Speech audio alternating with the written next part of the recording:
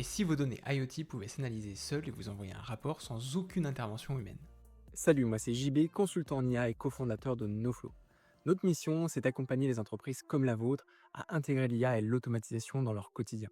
Si vous perdez encore du temps sur les tâches manuelles, on vous aide à les identifier et à les automatiser dans votre organisation. Réservez votre premier rendez-vous via le lien dans la description, c'est sans engagement mais impactant. Aujourd'hui, dans l'industrie et à l'ère des bâtiments connectés, on collecte énormément de données IoT. Mais le vrai problème, ce n'est pas la donnée, mais le temps passé à l'analyser et à produire des rapports. Entre l'extraction des données, l'analyse, la création de graphiques et surtout la génération et l'envoi de rapports, tout est souvent répétitif, manuel et source d'erreurs. Dans cette vidéo, je vais vous montrer un cas d'usage concret. Un agent IA IoT orchestré par n8n qui récupère automatiquement les informations d'un bâtiment industriel. Les analyses avec un agent IA génèrent les graphiques et surtout génèrent le rapport au format HTML prêt à être envoyé dans une boîte mail. L'objectif est simple, zéro reporting manuel, des rapports clairs et exploitables et surtout un gain de temps pour les équipes métiers. Si vous travaillez avec de l'IoT ou de la data, ce workflow va clairement vous parler. C'est parti, rentrons dans le vif du sujet. Comme vous le voyez à l'écran, je vous ai préparé une automatisation capable de créer des rapports IoT avec 3 agents IA. Ce workflow il est très simple, il se découpe en 3 parties. La première ça va être la récupération des informations de la donnée du bâtiment. Deuxième partie ça va être l'analyse et la génération du rapport. Et enfin troisième et dernière partie ça va être l'envoi de ce rapport directement par email. Premier nœud du workflow comme vous pouvez le voir ça va être la récupération des données qui sont envoyées à travers les capteurs d'IoT. Ici à titre d'exemple on a 4 informations qui vont être envoyées dans notre workflow, à savoir l'électricité qui a été consommée, l'électricité qui a été générée à travers les panneaux solaires, la température du bâtiment et surtout l'humidité au sein du bâtiment. Ces données sont là à titre d'exemple, mais vous l'avez compris, l'objectif ici est de connecter ce système aux données qui sont transmises par vos capteurs IoT de votre bâtiment. Ensuite, on a un premier agent dont l'objectif va être d'analyser les données et d'en extraire les informations nécessaires à la création des graphiques. Il va ainsi nous permettre de mettre à disposition de notre outil de génération de graphiques les bonnes informations. Vous êtes plus de 80% à regarder notre contenu sans vous abonner. Si vous appréciez notre travail, cliquez sur le bouton s'abonner. Ça nous aide énormément et ça nous encourage à vous proposer du contenu toujours plus avancé.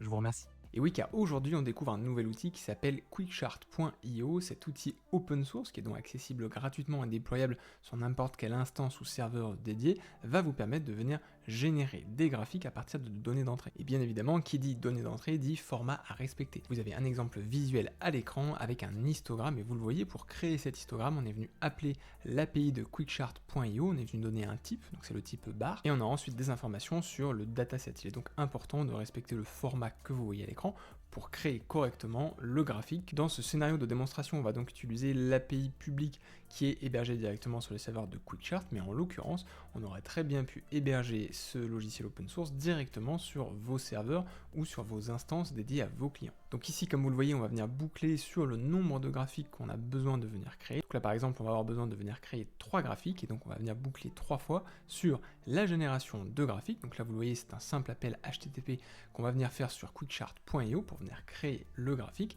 et ensuite on va venir le télécharger, donc récupérer le graphique. Une fois que cette étape de génération des graphiques est réalisée, on a un deuxième agent, vous le voyez en bas, agent IA numéro 2, qui va nous permettre de venir générer le contenu du rapport. Donc là, vous le voyez à l'écran, on a 2 prompts qui ont été mis en place, un prompt système qui va permettre de guider notre agent dans l'analyse et la génération du rapport, et surtout un prompt user qui va venir renvoyer les données qui ont été extraites des capteurs IoT de votre bâtiment industriel ou alors de vos machines industrielles. Enfin, troisième et dernier agent, c'est un agent qui va vous permettre de venir créer le contenu HTML, c'est-à-dire de mettre en forme le rapport, mais surtout d'y intégrer les différents graphiques qu'on est venu générer auparavant. Donc ici, comme vous pouvez le voir, on retrouve exactement la même structure qu'auparavant, à savoir un prompt user, où on retrouve le contenu du rapport, les 3 URL, puisque là dans notre exemple, on a 3 URL des différents graphiques qu'on est venu réaliser. Donc là, un graphique, vous le voyez, sur la consommation et la production d'électricité, un graphique sur la température du bâtiment et un graphique sur l'humidité. Bien évidemment, cet agent est adapté en fonction de votre cas d'usage. Puis en bas, on a un prompt système, et comme vous le voyez ici à l'écran,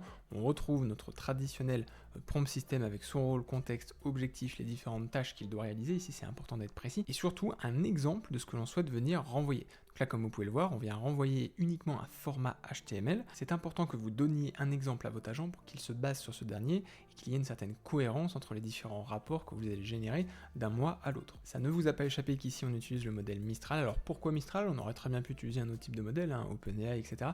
Mais ici on utilise Mistral tout simplement parce qu'on a des besoins de confidentialité dans l'industrie, et notamment les informations et les données qui sont extraites de vos machines et de vos bâtiments, c'est des choses évidemment qu'on ne veut pas retrouver dans la nature. Et pour ce faire, on a deux options: soit on héberge en interne dans notre société un LLM qui n'est pas connecté à Internet, ce qui permet une confidentialité élevée, soit on utilise des modèles et des éditeurs d'intelligence artificielle qui respectent la confidentialité de vos données, et c'est le cas de Mistral qui, je le rappelle, est un LLM qui est français, donc aucune donnée ne sort de l'Union Européenne, et donc ici pour des raisons de maîtrise de coût et parce que le cas d'usage ne nécessitait pas des modèles plus évolués, on est venu sélectionner le modèle Mistral Small. C'est donc ensuite bien évidemment en fonction de votre cas d'usage et de votre contexte qu'on va venir sélectionner le bon modèle. En l'occurrence, si vous le voyez, on aurait pu utiliser le modèle Medium qui est un tout petit peu plus puissant, ou alors utiliser le modèle large qui nous permet d'avoir vraiment les meilleures performances proposées par Mistral. Une fois que c'est fait, que notre rapport industriel est généré par notre troisième et dernier agent, on va venir envoyer ce rapport directement dans le corps d'un message mail. Pour ce faire, ici, on a utilisé un module Gmail, on aurait pu utiliser n'importe quel autre type de module, en l'occurrence un module Outlook par exemple, ou un module mail standard. Et donc là, comme vous pouvez le voir, on va venir envoyer un email sur ma boîte mail Outlook, et on va venir envoyer, vous le voyez, un rapport de consommation mensuel du bâtiment. Donc, ce sera une fois par mois qu'on enverra ce rapport, et dans le corps du message, c'est bien un message de type HTML, et c'est là où on va venir envoyer ce qui a été généré par l'agent IA auparavant. Ce que je vous propose maintenant, c'est de venir tester notre automatisation. Donc on retrouve sur la gauche de l'écran l'automatisation donc dans N8N, et sur la droite de l'écran, on a notre boîte de réception Outlook dans laquelle on devrait recevoir notre rapport mensuel. C'est parti, je lance l'automatisation. Petite pause avant de vous montrer le résultat final. Si vous aussi, vous voulez obtenir le même niveau d'automatisation pour votre business, cliquez sur le lien dans la description pour réserver votre rendez-vous gratuit. Lors de cet échange, on analyse vos process, on vous propose un plan d'action sur mesure et surtout, on vous accompagne pour mettre en place les bons outils et process métiers adaptés à votre activité. C'est sans engagement mais impactant. Comme vous pouvez le voir, notre automatisation est en train de s'exécuter. On a notre premier agent qui est en train d'extraire les données, donc input qu'on a envoyé depuis nos capteurs IoT. On a ensuite, comme vous pouvez le voir, notre API qui est en train de venir générer les différents graphiques. Puis on a notre deuxième agent qui a généré le rapport. Et enfin, comme vous pouvez le voir, on a notre troisième agent qui était en train de générer donc le contenu HTML qui va être envoyé dans notre boîte de réception. Comme vous pouvez le voir sur la droite de l'écran, on a donc bien reçu un nouveau mail, donc rapport de consommation mensuel. On va venir l'ouvrir et venir s'assurer qu'on a reçu la bonne information. Comme vous pouvez le voir à l'écran, on a bien reçu le rapport avec les trois graphiques qui ont été intégrés. Alors on va venir zoomer pour que vous voyez un petit peu mieux quel est le contenu. Donc là vous le voyez, le titre rapport d'analyse énergétique mensuel. On a, comme vous le voyez, 5 points clés qui ont été portés à l'attention du lecteur. On a notamment des informations et des alertes sur les pics potentiels d'électricité ou alors des valeurs qui sont plus basses que la moyenne. On retrouve ensuite, vous le voyez, le premier graphique, donc consommation et production électrique. Donc ça c'est le graphique qui a été généré par l'API de QuickChart. Donc vous le voyez, on est sur un graphique de relativement bonne qualité.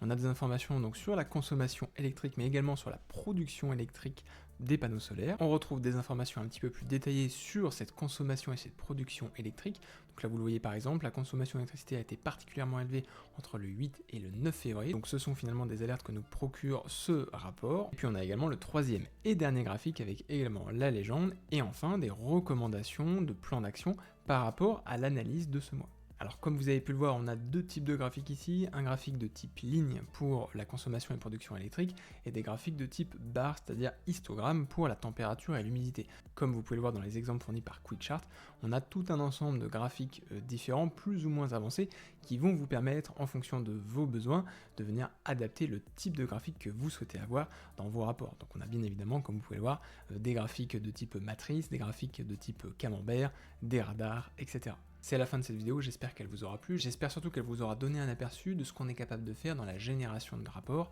avec des agents d'intelligence artificielle génératifs. Alors ici, vous l'avez compris, la clé est dans la maîtrise évidemment des agents qu'on va venir mettre en place, mais surtout de l'interconnexion qu'il va y avoir entre vos trois agents IA et votre système de création de graphiques QuickChart. Ce type de rapport peut bien évidemment être adapté pour tout type de secteur, donc que vous soyez dans l'industrie, dans le bâtiment ou même par exemple dans l'hôtellerie, et que vous avez des capteurs qui vous permettent d'extraire de l'information que vous souhaitez mettre à disposition de vos clients ou de vos fournisseurs, alors ce type de solution peut vous permettre de gagner un temps considérable sur la mise à disposition des informations. Merci d'être resté jusqu'à la fin, vous retrouvez bien évidemment ce scénario en téléchargement gratuit dans la description. Pour soutenir notre travail et si la vidéo vous a plu, n'hésitez pas à nous le dire dans les commentaires et à mettre un like. N'hésitez pas également à vous abonner et à activer les notifications pour ne pas louper le prochain cas d'usage. Je vous dis à la semaine prochaine pour une nouvelle vidéo.